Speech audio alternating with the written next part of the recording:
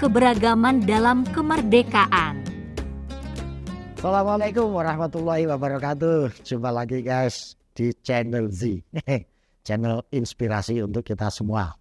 Kita akan membahas tentang keberagaman dalam kemerdekaan. Jadi bangsa Indonesia ini merdeka atas dasar keberagaman.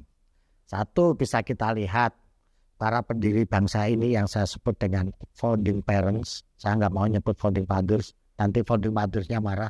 Jadi saya menyebutnya founding parents kita itu adalah dari orang-orang yang beragam. Dari etnis, ada etnis Arab, ada etnis Cina, ada etnis Jawa, ada etnis Sunda, ada etnis Melayu, beragam di situ.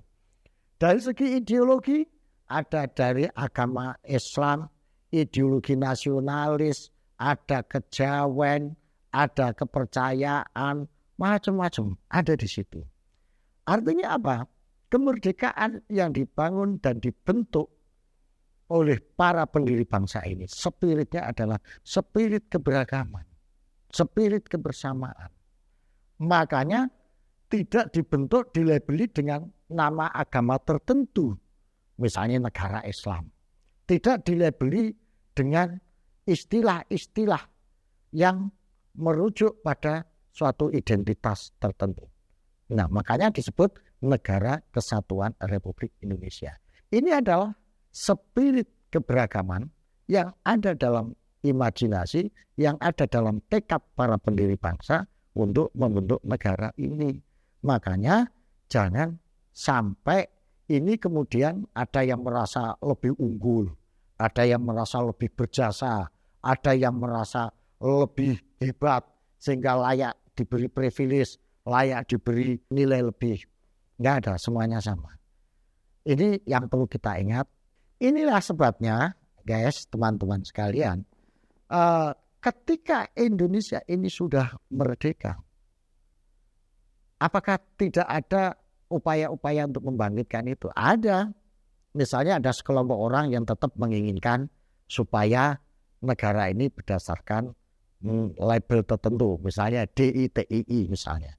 Berupaya ingin merubah Negara Kesatuan Republik Indonesia menjadi berbasis pada agama, yaitu Darul Islam atau Negara Islam Indonesia. Nah, atas situasi yang ada pada saat itu kaum nasionalis sempat gamang. Bung Karno sendiri ketika menghadapi pemberontakan ini juga sempat gamang, karena seolah-olah akan berhadapan dengan pejuang agama.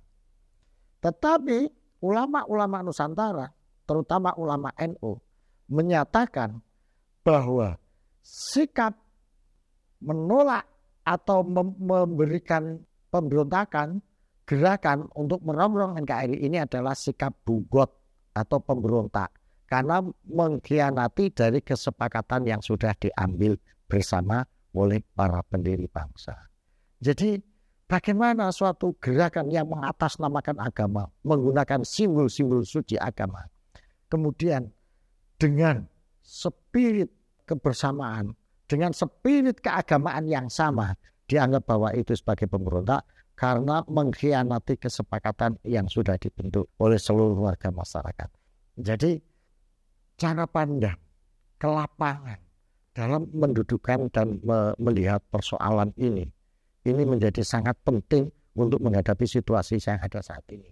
Karena sekarang banyak orang yang mengatasnamakan agama, menggunakan simbol ayat, menggunakan simbol kitab suci untuk melegitimasi, untuk tameng terhadap gerakan-gerakan politik yang bisa mengancam keberagaman, bisa mengancam persaudaraan. Maka ulama-ulama Nusantara sudah memberikan contoh yang tegas bagaimana mengekspresikan pemahaman keagamaan yang tetap menjaga keberagaman yang ada di negeri ini. Oke guys, mudah-mudahan ini bisa menjadi sumber inspirasi bagi kita semua. Terima kasih, sampai jumpa pada episode dan tema yang sama. Assalamualaikum warahmatullahi wabarakatuh. Alzastro atau lengkapnya Dr. Ngatawi Alzastro, SAG, MSI adalah seorang sosiolog, budayawan, dan tokoh agama di Indonesia. Alzastro aktif beraktivitas sebagai akademisi dan berkesenian, serta selalu keliling Indonesia menyapa berbagai kalangan masyarakat sebagai upaya untuk terus merajut keberagaman bagi Indonesia Raya.